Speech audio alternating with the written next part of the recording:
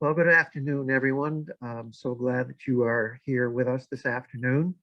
My name is Jim Baratko, and I am the Director of Worship Arts here at the First Church in West Hartford, Connecticut.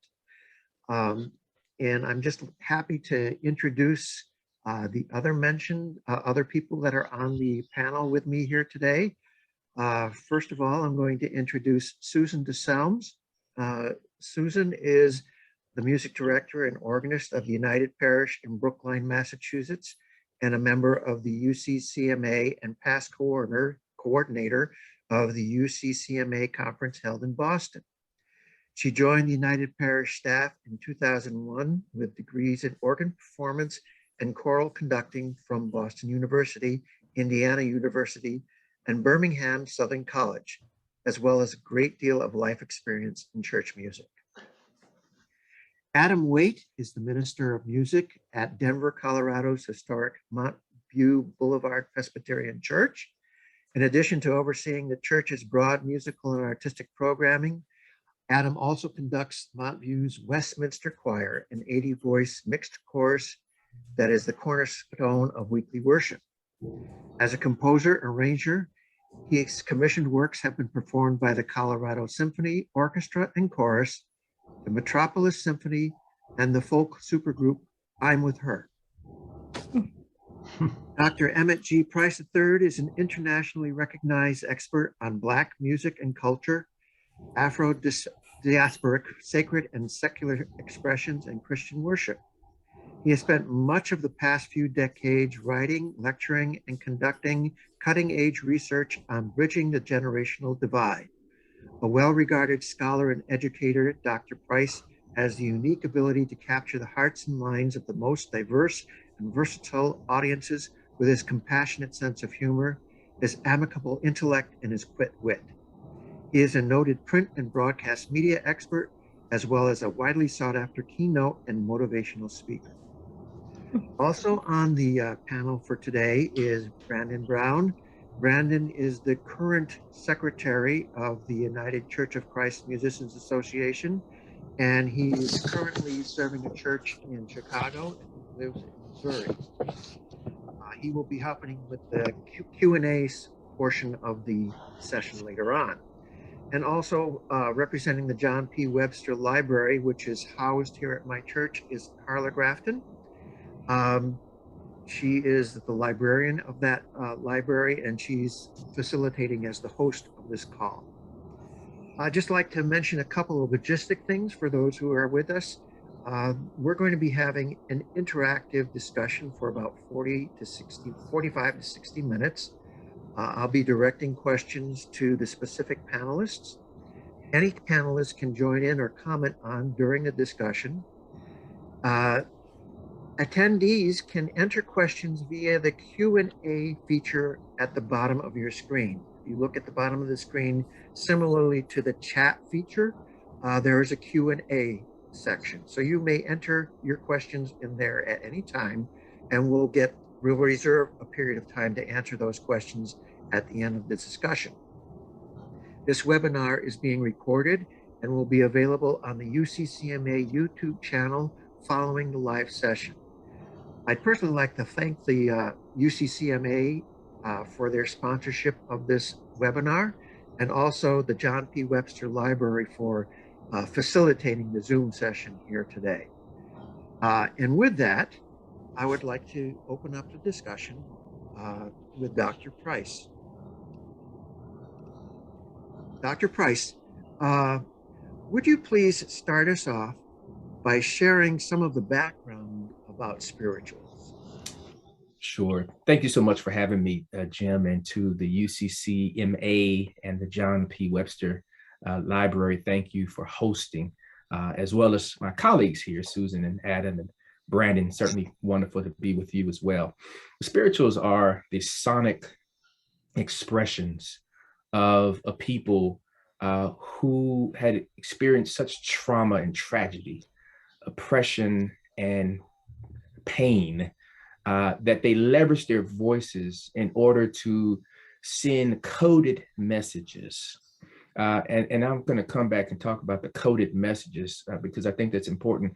But you're talking about a people who had no social mobility, no economic stature, no political opportunity to express themselves in a represented democracy, who had lost or had their agency stolen, whose embodied experiences were not seen as being human, and folks who were literally perceived as chattel.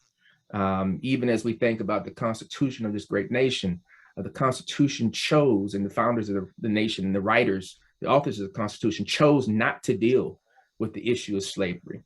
So here are disenfranchised, ostracized people who had a faith, and in that faith declared that if they did not receive equity, justice, if they were not included in their day and age, then by and by, when the morning comes, that they will see their true eternal reward. And so the spirituals are the songs of a population of people. They are the songs that are both sacred and secular. There are many tunes, many songs within the repertoire that are not necessarily religious, but they are spiritual. And so this body of work over time has been used and sometimes appropriated, sometimes misappropriated, but in ways and shapes and forms that have been the esprit de corps of humanity.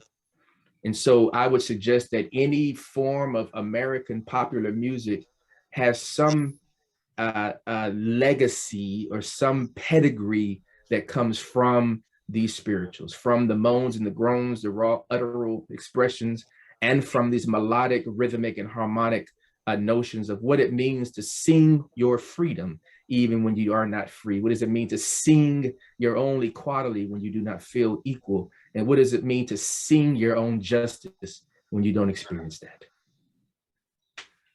Thank you. How were these spirituals used as a form of worship? Well, Jim, I would define worship as engaging with God in ways that God makes available and makes possible. And so the very notion of the lives of these individuals who created this body of work was worship, particularly based on their faith. So the spirituals were not necessarily a repertoire that was used within a Sunday communal gathering. These songs were used almost to utilitarian. They were used in the functionality of their lives. So when it was time to flee, or when it was time for slaves to escape, they would sing a song like "Wade in the Water." God's going to trouble the water, right? When it was time for them to, gather by the river, they would sing a song about gathering by the river. And that's what I mean about the coded and decoded messaging. Up until the 1960s, music historians, unfortunately and unkindly, wrote that slaves sang in order to keep happy and jovial. Well, these slaves never were happy, and they didn't sing in order to be happy. They sang in order to express their innermost desires, needs, cares, and concerns, and to communicate coded messages with one another. So when they sang "Wade in the Water," that was a signal to the slaves down the road that they would be escaping that night. When they sang "Follow the Drinking Gourd," which was a paraphrase of "Follow the North Star," that was a message to tell them that they were going to escape by a certain route. When they sang "Sometimes I Feel Like a Motherless Child," that was a song that helped them to embody the fact that they were not alone in their own personal feelings, that collectively many of them felt as they were motherless, not just in terms of a mother, but in terms of their motherland and their home and their heritage. So these coded messages were utilitarian, and they were also worshipful, because they were saying to God that we understand, God, that you are greater than we are. And we understand that we can bring our souls to you, our cares and our concerns to you. And in your time, not in our time, all things will be revealed.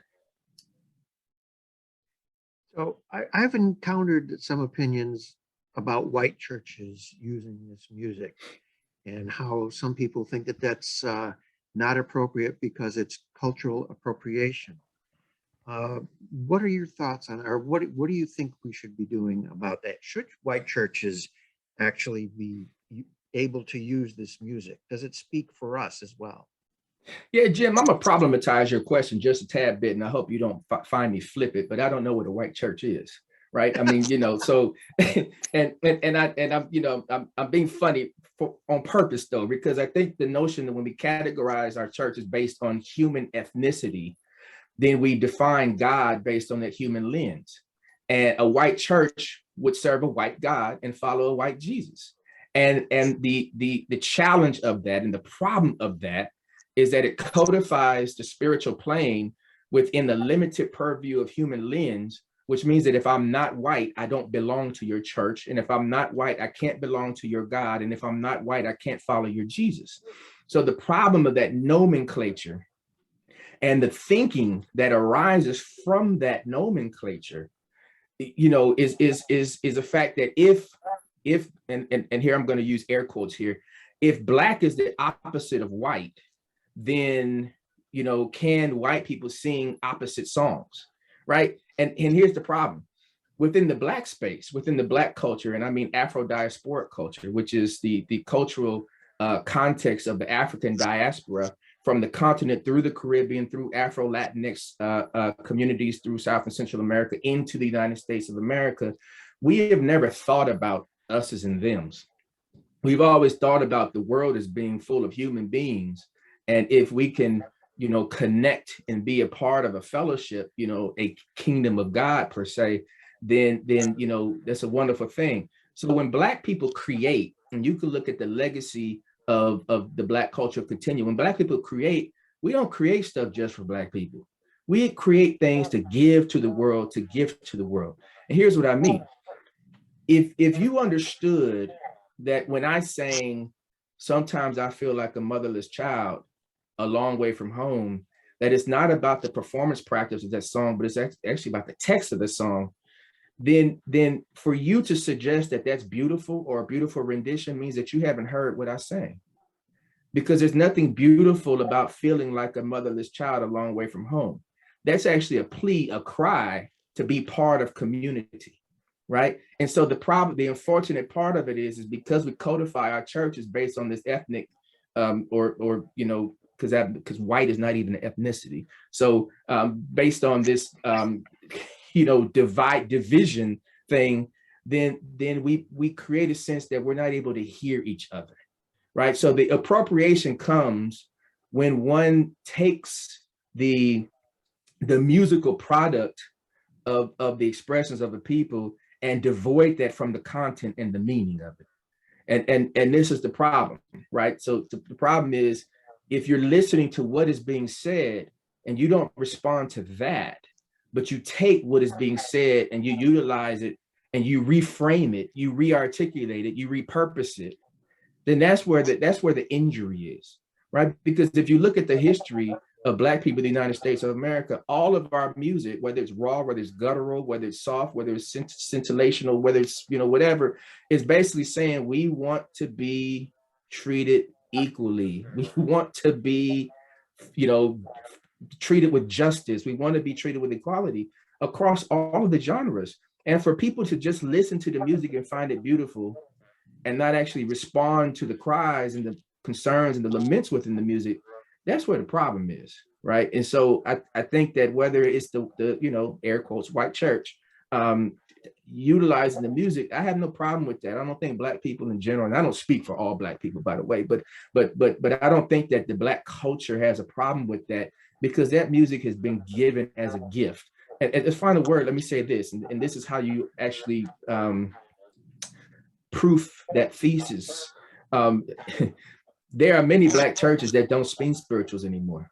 Many Black churches don't program spirituals because that was utilitarian music for that day and age. And so, yes, some churches continue to do that to chronicle our legacy and our history, but we have new music that speaks to the needs and concerns of today, right? So the spiritual spoke to that day, and when you look over the evolution of Black music, it's almost a 25 year cycle where 25 years later, this new thing pops up that speaks, to the situation. And that, so even right now, the spirituals of the 21st century are dealing with Black Lives Matter and dealing with the murder of so many young people in multitude of genders and non-binary existence. These are the contemporary spirituals, right? So while folks are catching up and actually learning to listen to what was said hundreds of years ago, there are some folks actually writing spirituals today. There's some human beings who are lifting up their spiritual sounds today because they still have not been heard. Thank you. So what some of the things that, how should we perform spirituals? Is there some guidelines that we can use to perform them appropriately? Well, I think, I don't want to be the spirituals police, but I think that there's a sense of integrity and accountability and authenticity. I think that, see, the human condition, regardless of your ethnicity, regardless of your gender or non-binary expression, or not, regardless of, how you define yourself, the human condition knows suffering. And as human beings, we all know suffering. And so that's not unique to one category of people or one group of people. So if you understand that the songs and the repertoire comes out of suffering, then I think that folks should tap into their own personal suffering as an authentic and integral expression of this body of work. But if we sing it, and let me go back to beauty, because I saw somebody type something in chat, and beauty is about aesthetics. So I'm not saying that there's no value in them in terms of an aesthetic praxis. I'm just saying that if I sang, sometimes I feel like a motherless child. Like, I'm not really singing that for applause. I'm singing that because the only way that I can process that pain internally is to externally articulate it and send it out. So if you find that to be a beautiful expression or a beautiful performance practice, or my voice is beautiful, I mean, that's where we got to work through that. But I'm not singing it because of the beauty. I'm singing actually because of the pain. And I know we've been socialized not to say, oh my God, it sounds so painful. But that would be the appropriate response, because that's actually what I was singing, my pain, right? And my trauma, right? So I think we have to be able to parse that out and work through that contextually, right? Because I think part of the practice that we have is that we tend to sing for beauty. We're looking for that gorgeous sound. We're looking for, those triads, working through. We're looking for those intervals to be perfect. Like, we don't want those minor seconds, right? Because it gives you a cluster sound and there's, right? We need to resolve that. And that's part of the Eurocentric model of, beauty in the aesthetic praxis. But pain doesn't necessarily come out in perfect thirds, right? And so I think that that's the challenge. I think everybody has permission, has an invitation to sing their pain. And if the spirituals is the repertoire that one uses for that, then I think that that's fine, but I don't think that, the appropriation of it should be devoid from the context from which it comes.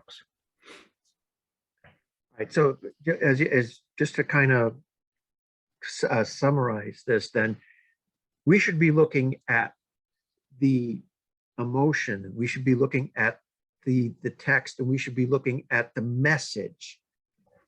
That is primary as far as our use of spirituals, not about whether this is a pretty song or if it's the right time of year or the right time of the Christian season or something like that. It's what is the message and how does that support our worship? Yeah, but I think we do that with other genres of music. I mean, don't Absolutely, we? I mean, yeah. So like, I guess what I'm suggesting is, why do we treat this body any different? I mean, when you take a Charles Wesley song, or you take, Johann Sebastian Bach song, or you take, take Handel, take whomever, you still program based on the context of it. Everybody writes their historical synopsis of where this song was created and why and all that kind of stuff. So it's the same thing, right? I mean, I don't think that we have to devoid. The problem is that in this nation, United States of America, and as well as in the world, we're having a problem with ownership, and we're having a problem, and I'll expand that to the notion of nationalism. We're having a problem of who belongs and who doesn't belong. And in dealing with the spirituals, you have to deal with the fact that that this population of people were told you don't belong. Like, so that has to be a part of the synopsis, historical synopsis. And many of our churches were not willing to go there. Like we're trying to do reconciliation without doing restoration, rehabilitation, and reparation. And you can't do one of that quartet of R's without doing the other three. And in some of our churches, as we're working through how do I deal with race, how do I deal with ethnicity, how do I deal with some of these things that are human oriented, that human beings have created to divide and fracture ourselves, many of our churches don't want to leverage the ministry of reconciliation, which God gave to the church, in order to do the hard work of doing those other three R's in order to get to that reconciled body. And so that becomes part of the challenge for us, that if you're going to sing spirituals, and I hope and pray that many people do, then you actually have to go back and do the healing work that creates a redemptive narrative of how we want to behold our Black brothers and sisters, and how we want to invite our Black brothers and sisters and find them equitable and give them justice, even within the body of faith. Thank you, Doctor. Susan, one of the things I'd like to, in light of what Dr. Price has mentioned here, is I'd like to get a little bit of your background on how you've been using spirituals and what kind of processes you've been going through.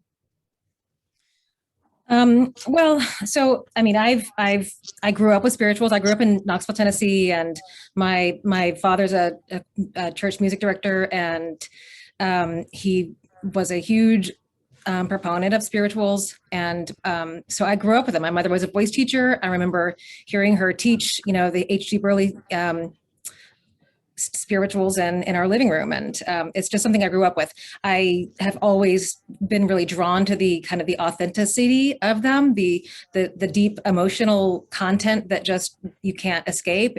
I feel like they are music of the spirit and heart that is like, you know, when in doubt, find a spiritual, because it takes up all the clothes and just and presents the heart. And that's what I feel like is really why they are so useful for you know, those of us in our church music ministries. So that was the first part. What was the next part? Several things. So how did you use them in worship? So we have always used them, and you know, and frequently, but as the as times have become more fraught with, you know, more violence against Black men on, you know, on our TV that we can, you know, see, I think, and more sort of desire to create to a just situation, you know, the Black Lives Matter movement, these things have created a more and more fraught situation, and more emotionally charged situation in which people don't quite know what to do. They feel inappropriate. They feel inappropriate singing these songs that may or may not hurt someone, you know, by us singing them. And I have always been, you know, very much of the mind of Dr. Price, that like, this is music of the heart, and we, you know, and yes, we must acknowledge who they came from, but we also can't not let them go away, because they are still speaking to us. But it was still complicated, and it was still a problem. And when George Floyd was murdered on TV, it came to a head at our congregation. I programmed. We were online, and I played "Stand Still, Jordan," a really, I think it was pretty nice. It was an improvised arrangement of it that I did with a cellist and a violinist, and I thought it was perfect for the moment. And it was complicated. And I got some feedback that was, why wouldn't you choose the Mozart Requiem? Why would you choose such a tokenistic, piece? This is appropriation, or, things like that. And it wasn't very many people. It was like probably just one, but even still, it was enough for me to kind of really get into my head and really try to figure out, like, this is obviously something's wrong here. Something's broken. And I get that it's broken and I don't know how to fix it. And what do I do? How, why is it broken? And that's when the idea came to me about the royalties. As I was diligently paying CCLI, money to print hymns in my, I was like, wait a minute,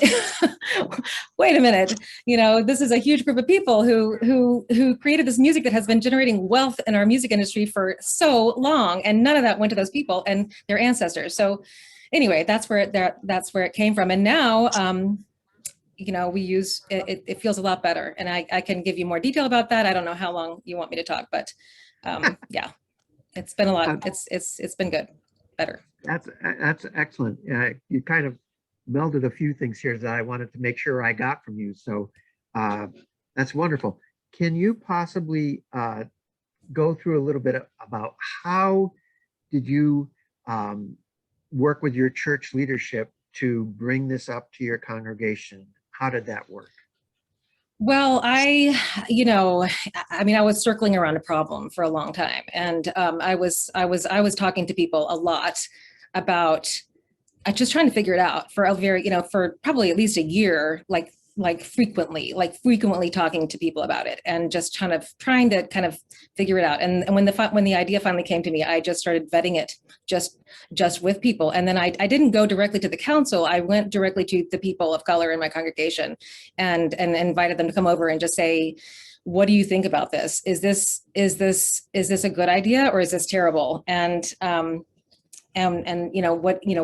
do you, who am I offending if we try to do something like this? And what have I not thought of? And so that's how I did it. And then we, I got enough feedback, and then I presented it to the church council, and they were 100,000% behind it, which is, not a real thing, but it was a completely easy sell. And I took another few months to kind of organize myself around how to present it to the church in a way that they will fully grasp, like, first of all, the importance and the reason, and why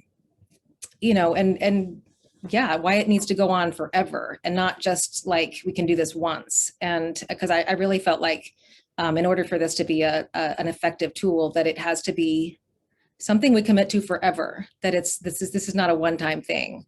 So that's how it kind of unfolded. So how did you introduce it to the congregation? So basically I wrote a sermon, and we did and I invited, first of all, before I got to that point, I came upon Hamilton Garrett School, and that was kind of another, like, a God moment, where I basically opened my email and there was this invitation to a block party, and it was Hamilton Garrett. I'd never heard of them, and I read their biography or their mission statement, and I was like, well, okay, this is a school that is dedicated to keeping spirituals alive. And so I talked to their director, and Jeremy Groover Flores, and she was like, She was, I think I really caught her off guard, because I just kind of walked up to her and said, what do you think about? And she, anyway, so, a couple conversations later, and I think, we developed a partnership, and I again vetted everything with her, and then wrote a sermon, and the service was filled with spirituals and Negro spirituals. I'm trying to do better about that. And sung by white people. Sorry, but of European descent, of a very pale-skinned European descent, and we did them authentically as well as we could. And I wrote a pledge for the congregation that we put in the bulletin every time we sing a spiritual, but this was the first time, and so it was there. And I read it out loud, and it was a done deal. It was it was a done deal. I happen to have a neighbor that on the other side of the fence that is a reporter for WGBH, and I, like a few days before the event, I just said, "Hey, Craig," and I mean, I know this is, I don't normally like hit my neighbors up for like, publicity, but I think this is a pretty good idea. I don't know. And so anyway, so then he came, and the tab ended up coming as well, the Brookline tab, and so yeah.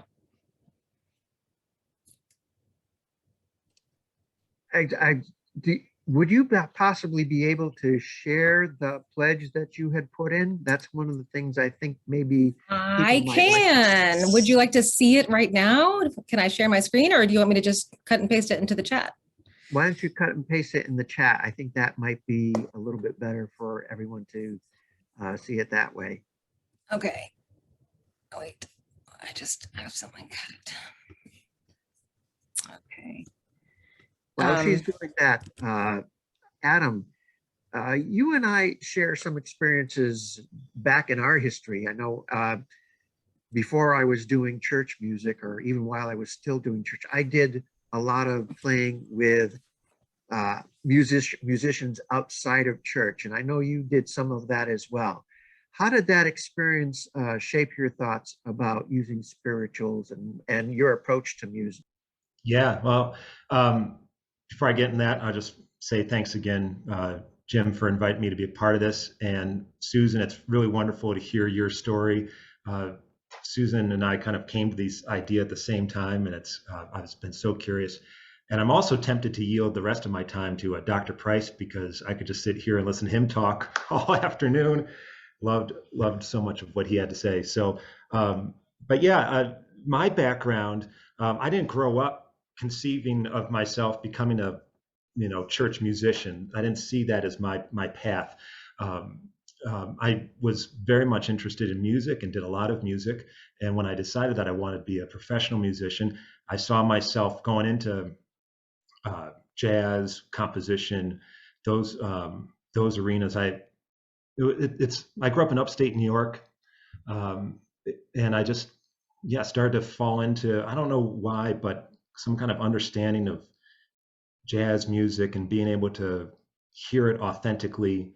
And I never gave it any thought, there was hardly any, I understood the important people in the history of jazz, right, that made it be, but I never gave any thought to the way that music came to be, or the history behind it, or the meaning behind it. It was just something I lived in, and maybe intuitively felt that there needed to be, I could tell when it was authentic and when it was inauthentic. I had that kind of intuition, and I had some experiences along the way, which, I reflect back on, I'm like, that was so gracious and so incredible. Like when I was at composition major at Carnegie Mellon, one of my Black professors was approached to music direct The Wiz, a equity production down at the Byam Theater in Pittsburgh, with Billy Porter directing, of all people. And he didn't want the gig because he was actually more interested in doing Bach. And he said, well, I've got this student. He doesn't look like he can play that kind of music, but he can play that kind of music. And to me, that was like the highest compliment. Like, that's awesome, but again, not really, like, just when you're young, I don't know, you don't maybe give these things that much thought. And so at any rate, when I started to kind of come into church music, again, I didn't really give it much thought. It was already in my DNA, right? Under, whether it be, like kind of like this R&B stuff that's in The Wiz, or if it's gospel, or if it's spirituals, it's like, well, of course that's going to be part of our musical worship experience, because that's part of me, just like a bunch of other music is part of me. But again, not the best about seeing that, oh, I should give historical context this. Like, I felt like we were being authentic because, again, that's something that, I felt it's important to, I can tell when something's not real, it just doesn't come off the right way. And so I probably continued on that way, for the next 15 years or so of my life. And it was, the kind of that great reckoning we all had around the time of the George Floyd murder. And I tell people this, and that was awful, absolutely awful. But interestingly enough, what kind of got to me even more was that Amy Cooper video in Central Park. And maybe because the George Floyd thing made no sense whatsoever, but it did play into a couple of kind of preconceived and they're stereotypes for a reason. It's like, it's a shame that, it's like not that shocking to conceive of a police officer killing a black man, right? But it was, to me, it was like, wait, here is a white person in New York City who's donating to all the same political campaigns that I'm donating to, and she's being racist right now. There's no way around it, right? And that started to kind of peel back some layers for me. It's like, well, if she did that, what's lurking, under my skin? What kind of latent racism things do I have hiding that I don't even know about? And you start to think about these things. And so this is kind of a long-winded answer, Jim, to your question, but hopefully it's providing some context. So around that same time, our staff at Montview, our program staff, which would be the 6 folks, we have a co-pastorate executive director, myself, our Christian ed director, and our youth minister. We signed up for an anti-racism workshop through Next Church, which is affiliated with PCUSA, and see Dr. Price is aware of them, and I'm sure a lot of some folks on the call are. And it was a really, really well-run and deep session. It was great. It started with large groups, broke down to small groups, and then eventually we had these one-on-one coachings. And I was lucky enough to be paired up with this woman by the name of Leanne Hodges. And Leanne was a fantastic one-on-one coach for me. And, we were talking about my history in music and the experiences I've had with Black musicians and all that, and some of the concerns I had, and trying to figure out, okay, what's the next step?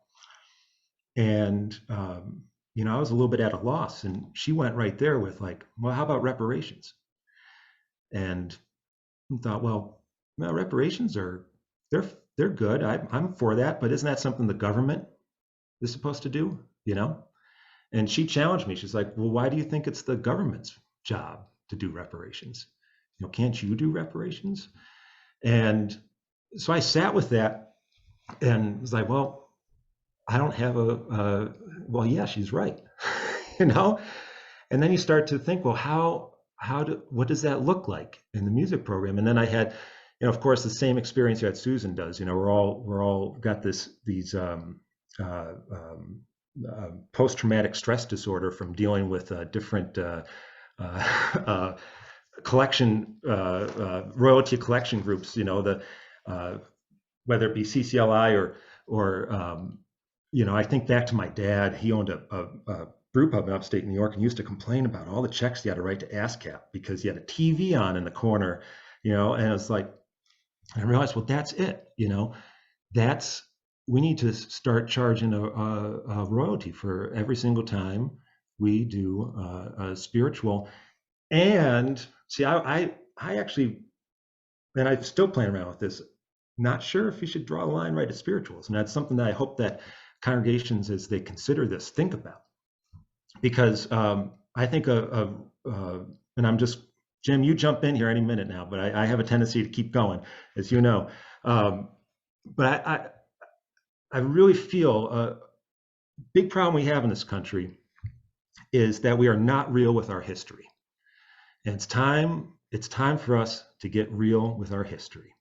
And what better place to do that than through music, right? Music is the great communicator. Music can break down barriers like few other things can. Music can reach into our souls, into our hearts, and move us in ways that the spoken word can't, and the written word can't. And a great place to get real with our history is in spirituals. And I'm just thinking back to what Dr. Price was saying before, as far as how spirituals are directly responsible for all that came after it. And to me, spirituals it's America. It's our folk music. Dvorak had it right? When Dvorak was in New York City for those 10 years or whatever, New World Symphony, second movement. And, up until that time, any American composer was just parroting Western European music, right? And Dvorak said, you want to know what your American folk music is? It is the Negro spiritual. That's it. And so much of what's come after it, whether it be jazz, blues, gospel, whether it be the way American classical music has developed, whether it be rock and roll, it's distinctly American, and it's grown out of, you can't have that without the spirituals. And so to me, the royalty program offers us a chance to become real with our history and to understand that this is in our DNA, right? And that just like as Dr. Price was saying before, you would you would be painstaking in your performance practice about Bach and Handel, right? You should be even more painstakingly about your performance practice when it comes to spirituals, because this is our music, right? This is the American music. And I understand maybe it sounds a little, I hope I'm not being culturally appropriating by being a white person saying this is our music, but as an American, right? This is it.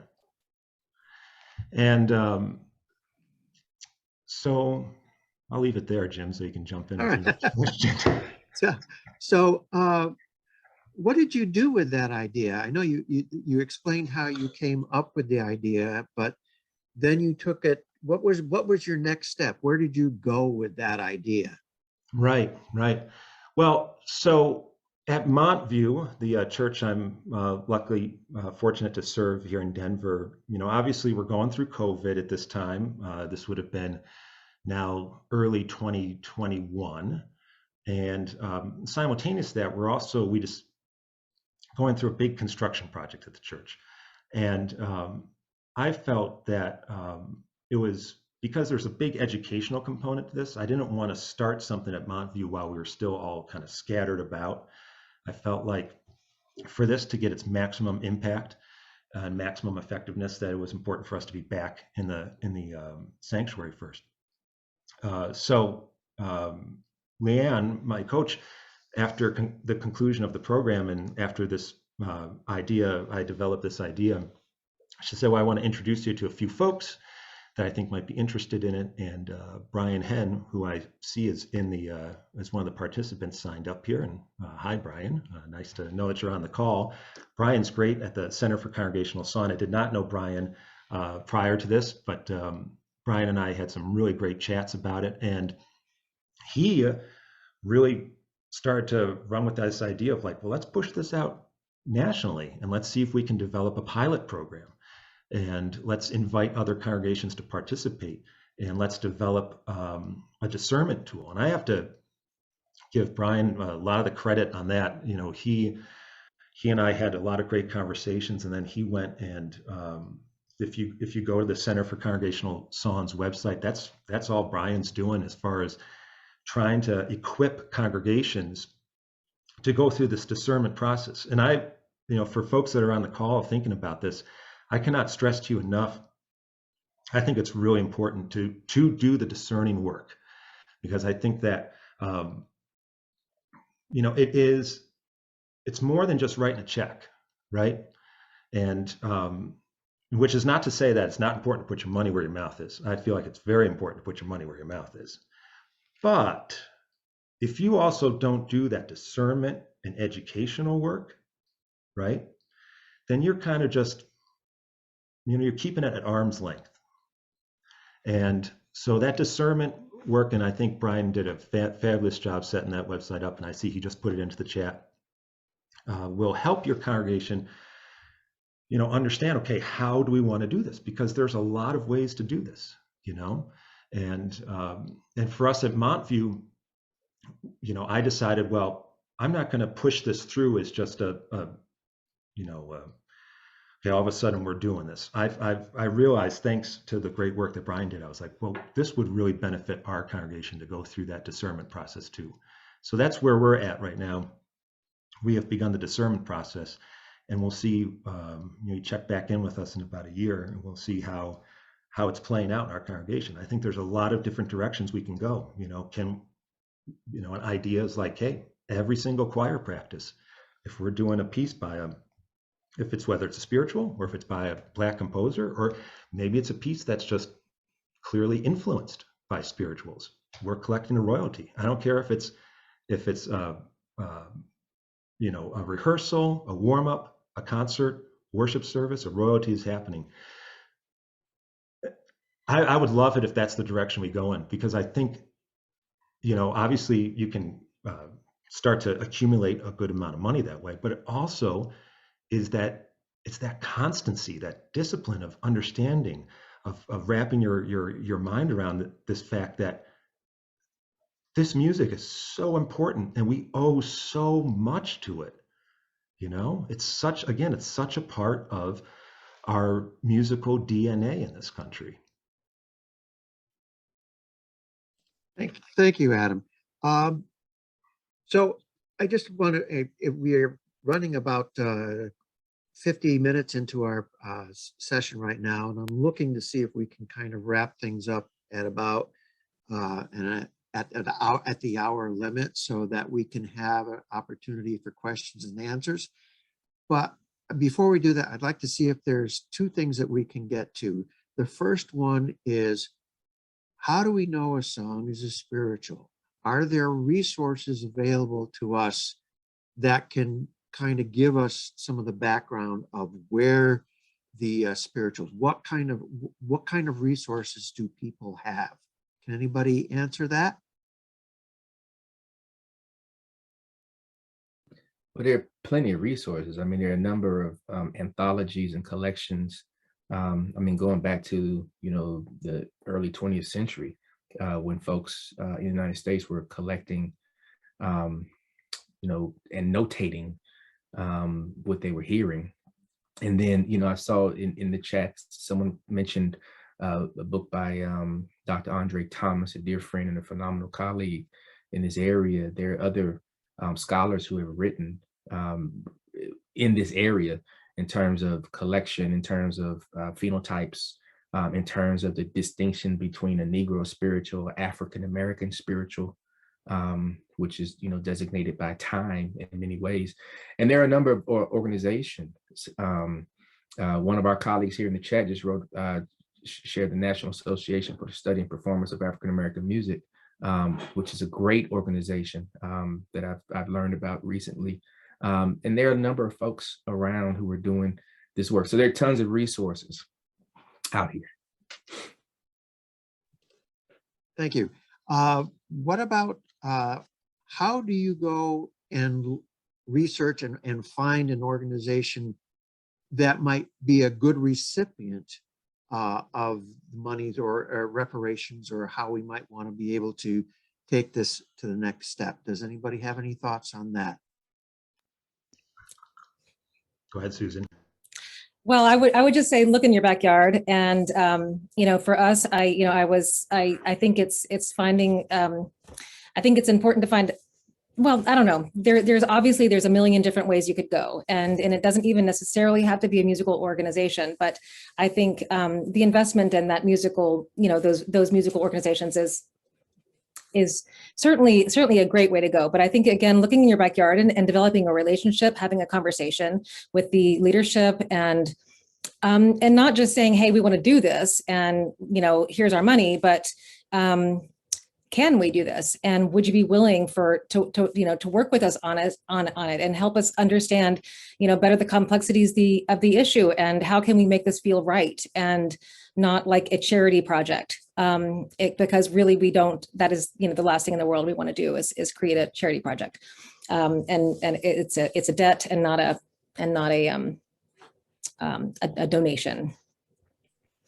If I could piggyback onto Susan and echo a lot of what she just said, yeah, totally agree with all of that. I think that I would encourage people to resist the urge to form like a grant committee, that's like reviewing applications and stuff, because as Susan said, is a debt, and really lean into that, forming authentic relationships, right? And relationships with musicians or communities of color that will hold you accountable, right? So you're shifting that power structure. Don't necessarily use the money from the reparations as a way to continue on your white supremacy, right? So you've got to be thoughtful, but the opportunity is great, right? What a wonderful. I mean, isn't that what we want, right? Is to be an authentic relationship. So again, it takes a little more work, but I think it's worth it in the end. I'll just share a quick story about I have begun work in this area myself for my own congregation. And I reached out to the Artist Collective here in Hartford, Connecticut. They were ecstatic to be a part of this. And I look forward to it not only just as a form of reparations or money to say, but I'm looking forward to more being one of collaboration, where it's fostering youth groups and youth musicians. I'm looking for opportunities where I might be able to use them to foster their development and also to enrich my own congregation with the history and their experience that they're doing. So that's a little bit one of the things that I'm working personally on at this point. I just wanted to mention that the UCCMA is also looking to create, after this conference, a repository, if you will, of organizations that people have recognized that fit into this category and that people can use as a resource if they're finding in their particular area they're not finding the right organization that they want to be able to do it. These are going to be some organizations that people have already done in their experience, and so people can latch onto that and get some of that background as well. Can I just add one little thing to what you said, just about, so one thing when we started this, some of the first beautiful responses that I had from congregation members, and completely well-meaning, and I know that it was that when can the kids come and sing for us in church, and I was really I was a little pushy about that, and I think that it is our first instinct to want to have those, to have that kind of relationship. And I think that's the kind of the last step, when, after that trust has been built and after you've, shown that you're not looking for any repayment. This is not a two-way street. This is a one-way street, completely one way. And there are no strings attached, none at all. And, honestly, if there's a reason that that the kids need to perform and need a place to do things, that's a different, a totally different thing. But it's just something to be careful of. There's all these little minefields out there of ways that we accidentally diminish people, and I think it's good to bounce ideas off. Be careful. So that's it. Great, thank you. Just to kind of wrap things up there, is there anything else that you didn't get a chance to bring up that you'd like to bring up at this point in time? Any last messages that you'd like to give before we go into our questions and answers? I would love to say, first of all, to the three of you, thank you for your courage and even engaging in this conversation, because I think that's what, we often say the world needs love right now, and it certainly does. But in addition to love, the world needs courage right now. Courage to tell the truth, and courage to attempt to rectify historical and generational wrongs. And that's what I've experienced in this conversation. And thank all of you who are attending. I'm watching the chat and I'm just loving the energy and the engagement in the chat. So thank all of you for being courageous listeners and participants as well. One person asked what we actually did, and I guess we never got to that part. And I'll just say really quickly, the way we do it is when we sing a spiritual worship, the money that comes into the plate, all the money that comes into the plate is our royalties that day. We put the pledge, and there is so people understand that we are, which pieces are spirituals, and we put the and we let them know that that's where the plate donations are going, and our missions giving fund matches those funds. And so far, people have been really generous, and even in a time when people don't tend to carry cash, it's been really a pretty easy sell. I had the same ideas as Adam did about well, maybe every rehearsal, maybe every this, but I got a little worried about fatiguing people with an idea, and wanted to just keep it simple and make it an everybody kind of thing. That people could just, all be a part of. And so that's how we did it. And the pledge, I think, is now in the chat. And I will be happy to share my sermon and all the resources that I've shared with other people, if you like them. I say, just go for it. That's how I do things. I just jump in. So. Okay, anything else? All right, then why don't we go to the questions and answers? Or here's the question that one person has entered.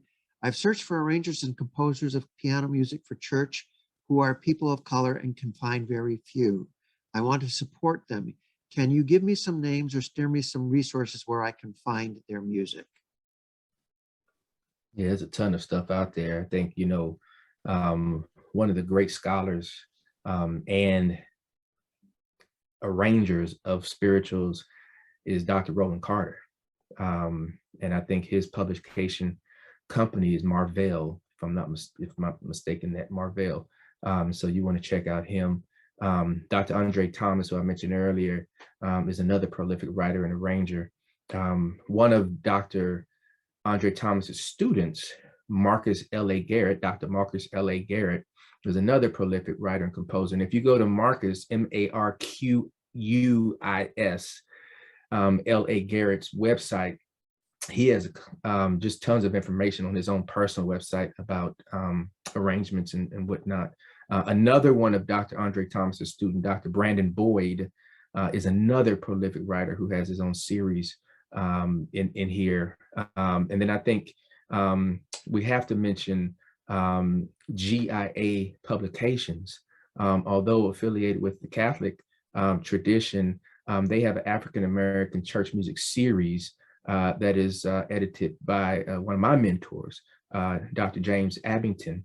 And there is a ton of publications there of African American composers, octavos, things that your church choir can do. As a matter of fact, they have a quarterly magazine called GIA Quarterly, which I actually write and have been probably for almost a decade now, an African American master class, which gives you background historical information about folks like Nathaniel Dett and some of the folks who are writing in contemporary times. So there's a ton of stuff out there. Hopefully this is helpful to you.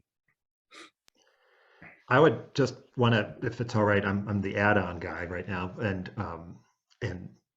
there was a few things there Dr. Price said that I didn't know about, but just to also encourage all of us to do the work to find it, and to remember that our conservatories in this country are still Western European centric, right? So if you're going to conferences and just living in the, well, this is what's being programmed, this is what's being fed to me, this is, oh, we're all kind of up and we're loving this piece, loving that piece, whatever. No, you got to be pushing that boundary. You've got to be, and that's the great thing about the internet. I mean, we can find all this stuff, just get on there, start to look. It's still not to the point where it's it's broadly accepted, widely accepted, because we still have so much Western European centralized music education in this country. So you gotta do the work.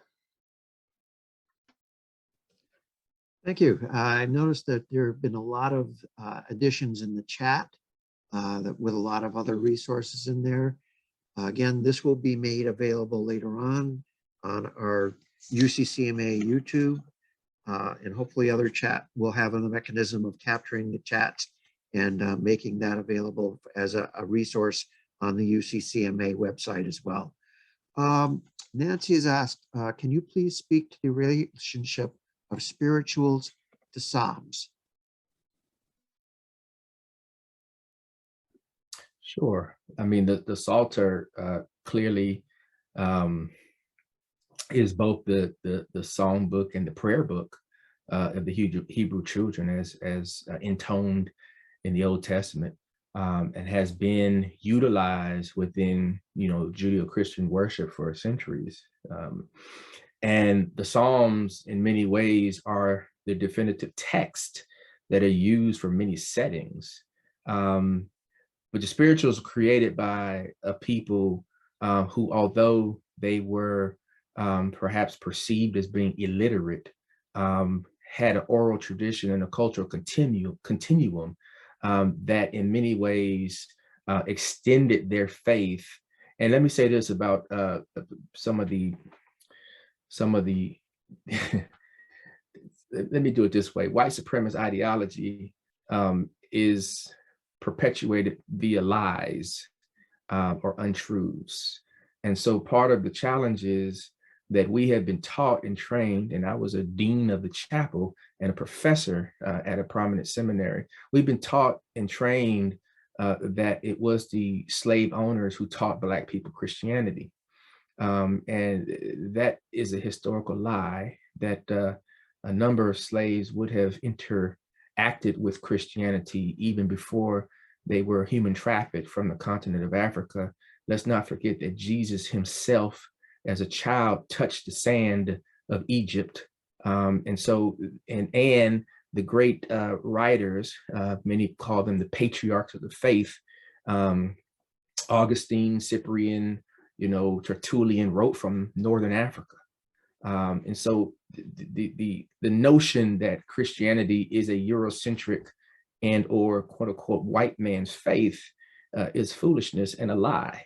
So the point that I'm making is that the embodied experience of some, not all, some of the slaves would have engaged within the Christian faith before they even came to North America.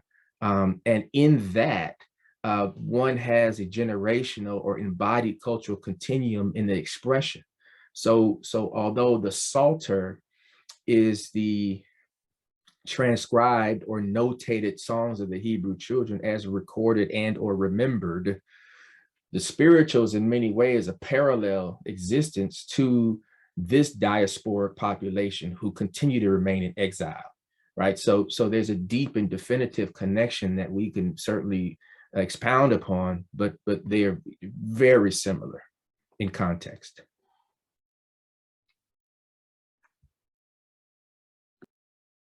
Let's see. How does the piece "Lift Every Voice and Sing" fit into this project? You're not writing a book on this right now, so let me see if I can do it really quick.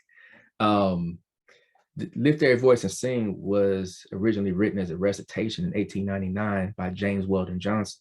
Now, James Weldon Johnson was a huge collector of spirituals, but Lift Every Voice and Sing is not a spiritual. It was originally a recitation for middle school, for 500 middle school children at the Stanton School, which is a all Black middle school in Jacksonville, Florida, on the celebration of Abraham Lincoln in 1900.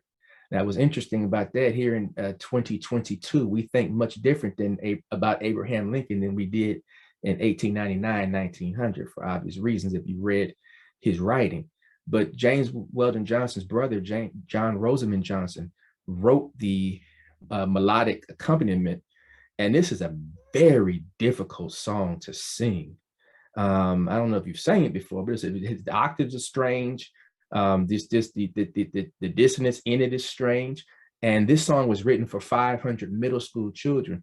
Point being is that back in that day, we did not shelter our children from the reality of the pain and oppression of racism, discrimination, and racial trauma. So that first verse is kind of an aspirational hope, right? Lift every voice and sing till earth and heaven ring with the harmony of liberty, right? And it's not lift every Black voice and sing, it's lift every voice and sing, right? And then that second verse goes into the tragedy and trauma, right? God of our weary years, God of our silent tears, right? And it goes on. And that third verse is a prayer. And see, the challenge of this is that we still are not contextualizing these songs, because if we understood that, I'm not sure if it was the appropriate response to the Black Lives Matter cry after the murder of George Floyd, when the NFL wanted to sing, lift every voice and sing side by side with Star Spangled Banner, which the third verse of that song is actually extremely racist, which is part of the reason we only sing the first verse of Star Spangled Banner, right? So again, the miscontextualization of these things, of trying to do optics, trying to do quote unquote, the quick and easy fix. So the lift every voice and sing is not a spiritual. In many ways, it could be conceived as a hymn, but it's not a spiritual. Thank you. Question for Susan. How do you monetize this, or whenever you do this a spiritual in your worship, is it done? How frequently do you do it? Is it on a weekly or good question? monthly? So when we first started it, I kind of committed to doing it once a month. I mean, no, every single week. We kind of made a big production of kind of letting people know about it and kind of building it up and letting people sort of get kind of familiar with the language and what we were doing. And at this point, I have committed to Hamilton Garrett that we would be using spirituals once a month, at least. And and that's honestly, it's hard. I want to do them all the time, but it's, but I'm being more restrained about it. And it's, and I think it's overall an effective way to think. Yeah, so about once a month. And I will say that literally whatever comes in the plate. And for us, it's been COVID recovery time. So we don't have a full congregation yet. And people have started getting used to not carrying cash. So I think that the what we get in the plate and through special donations is less than I hope that we will get later on, but it's been quite a lot. I think at this point we've already raised around $10,000-15,000. I have to double check because it's all been matched by different funds, and it's so I'm a little convoluted, but it's between $10,000 and $15,000 at this point. So, but I think your congregation knows themselves, and they have to buy into it on their own time, and it's just kind of. I don't think there has to be quite, it doesn't have to be precise, but it's the action. By the way, you should know that James Weldon Johnson also has some other amazing poems. So I love to quote the O Black and Unnamed Bards, and it's I just think it speaks like this is how they came to be. So it's a great poem. We had a question about whether attendees can contact the panelists directly. How do you feel about that? And what would be the appropriate way to contact yourself if people are interested? I'm fine with that. I will put my email address in the chat. I also have a woman who's working with me right now, Ellen Bruce, who's put her information out there, I think, that is helping me with communication. So either one. I'm pretty good about getting back to everybody, if not, but sometimes I miss things. So I just put my website in the chat. The only reason I use my website is I have an assistant who helps me with correspondence. I got a lot of things going on, but I would love to be engaged in conversation with any and all folks. And email is fine, and I look forward to the day when I have an assistant. But Be careful, Adam. Be careful. I was wondering if anybody can speak to the difference between referring to a piece as a Negro spiritual versus an African American spiritual. I would like to chime in and say I had not heard that before, so I'm glad somebody asked that question, because I'd love to hear what Susan or Dr. Price have to say about that. Well, I'm sure Dr. Price has plenty to say about that, but from this white European descent girl over here, I'll say that I have thought about this so much, I can't even tell you. So African American, it's always, the language is such a challenge, but enslaved people were not Americans, and they were not protected by the Constitution, and neither were they like any longer connected with African soil. So, people that were born on this soil, they, motherless children. There is not, African American is, I feel it's not appropriate. I think it's like the soft touch that, like, honestly, most of us kind of prefer. And I myself prefer something softer than Negro spiritual, because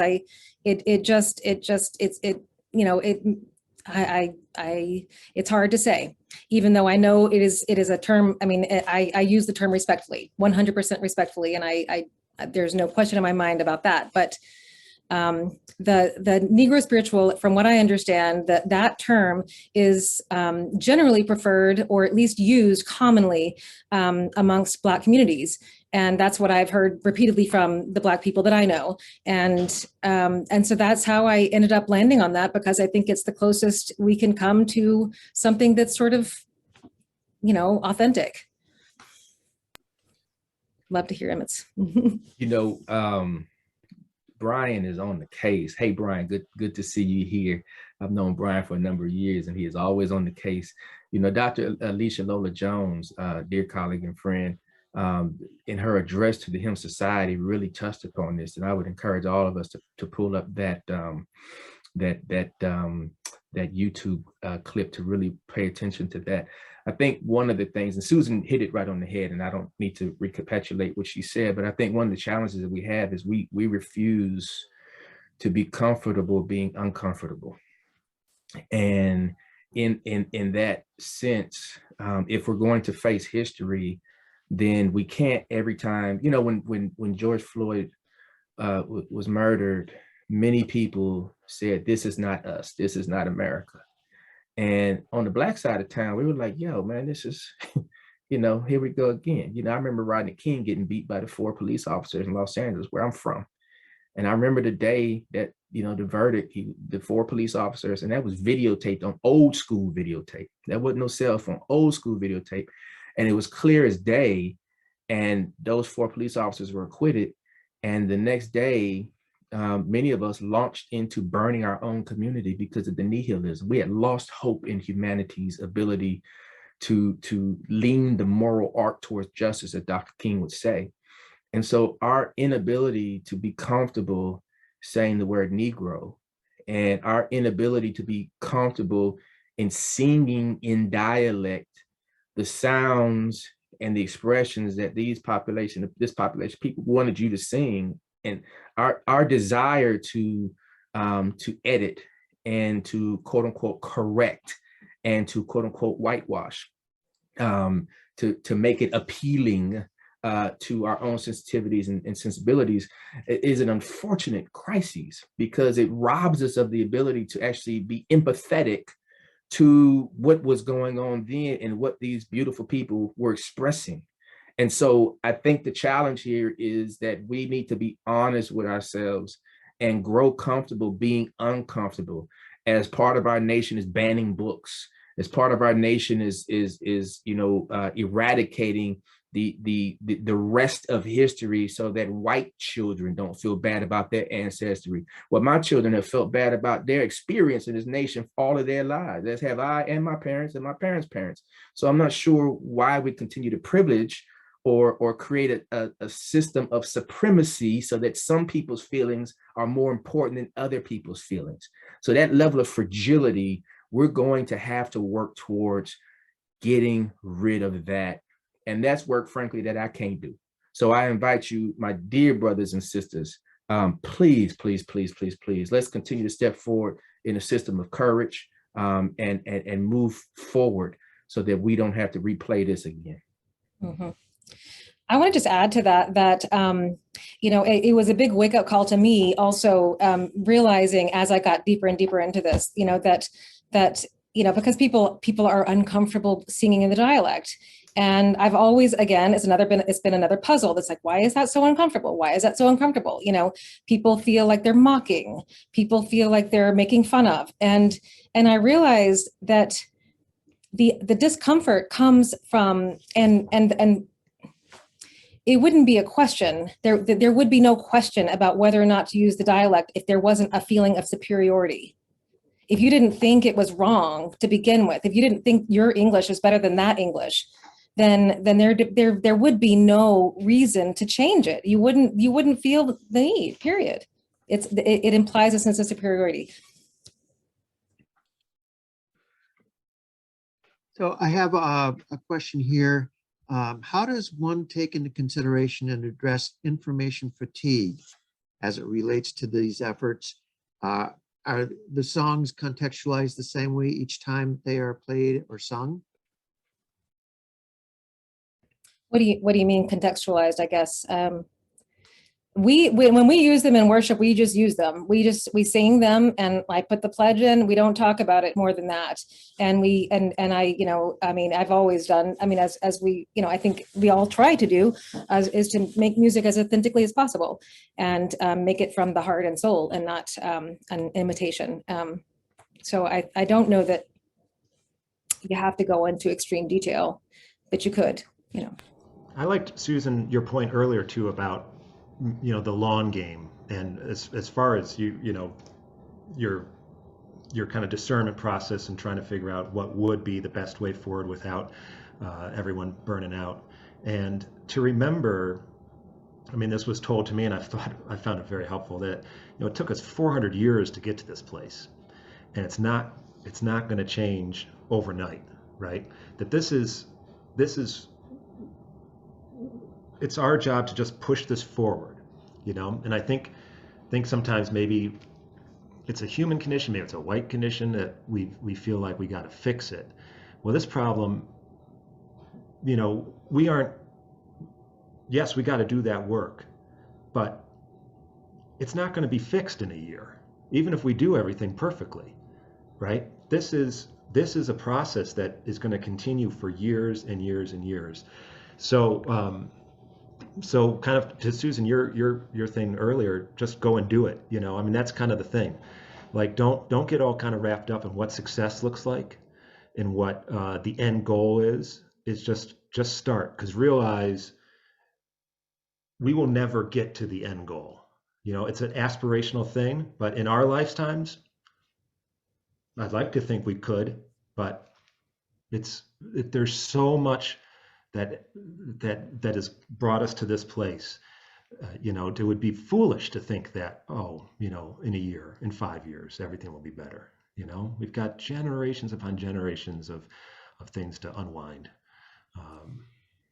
And it's not been that long since we haven't been free of this. And, you know, I mean, honestly, you know, legalized slavery has only been over 150 years. It's not been that long.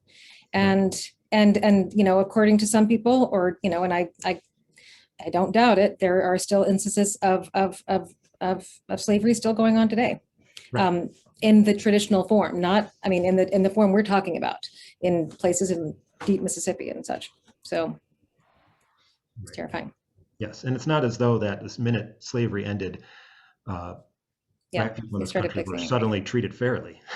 You know, it's like it's the 150 years after slavery that we've got to deal with too. And yeah, let's also parse this, because the Emancipation Proclamation didn't reach Texas, right? So the celebration of Juneteenth, or commemoration or memorialization of Juneteenth, was the fact that some greedy folks in Texas continued to enslave folks even after. So the point that I'm making is there is an urgency. There's an absolute urgency, because there's a population of people who look like me, who have been waiting for people who don't look like me to get y'all stuff together. Mhm. And the fact that, you know, there's a laissez-faire, we're going to do a little bit and then we're going to take a break and go on vacation. We don't get to go on vacation from feeling the oppressive, you know, knees on our necks and you know, all that kind of stuff. So I would encourage you all to keep on keeping on and get busy. I do want to comment on one thing, Jim, if I can say this, is that I'm approaching this conversation as one who doesn't have an opinion on whether this should be done or should not be done. I'm just providing commentary from a scholarly and as a musician and perhaps even as a pastor.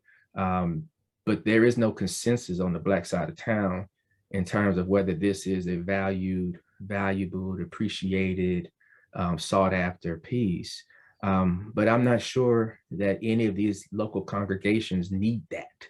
I think you need to do what speaks truth to power based on the mission and vision of your local congregation, so that you can believe and affirm within your local congregation that you truly are following Jesus and doing what God will call God's people to do, which is to love one another, right? And so I think in that sense, I don't think it's really important whether Black folks, you know, give you applause for that, or if Black folks will pat you on the back for that.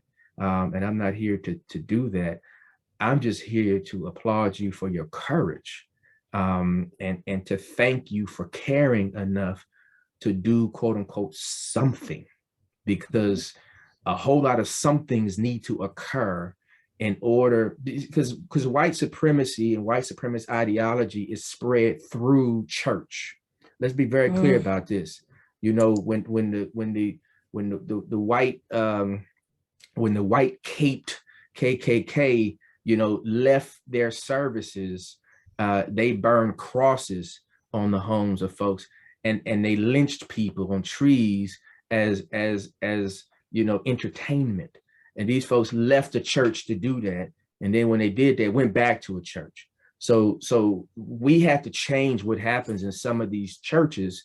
And perhaps here, Jim, I will, again, you use the white church. I'm assuming that, you know, we have to do something, and y'all got to do something. So I'm thankful and grateful for you doing something so that this supremacist ideology does not continue to the next generation.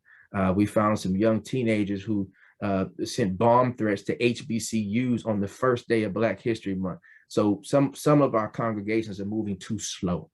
So I would encourage us to see the big picture, the kingdom-oriented picture, that God does not love any ethnicity or any ancestral heritage more or less than anyone else, but God is calling God's people to come together, and it has to happen.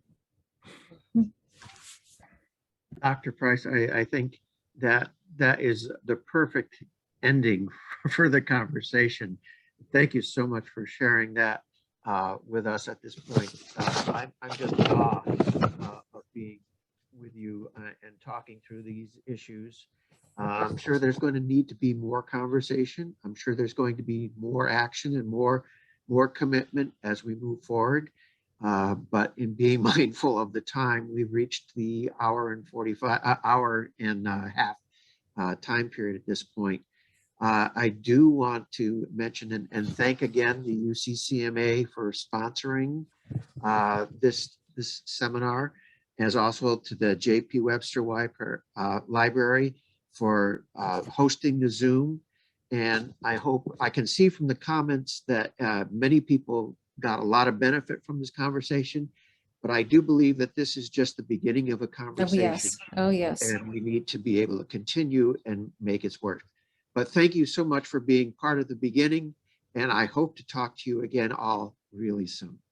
Thanks to all who are joining us, and look for some more resources on our uccma.org website in the near future. Thank you all.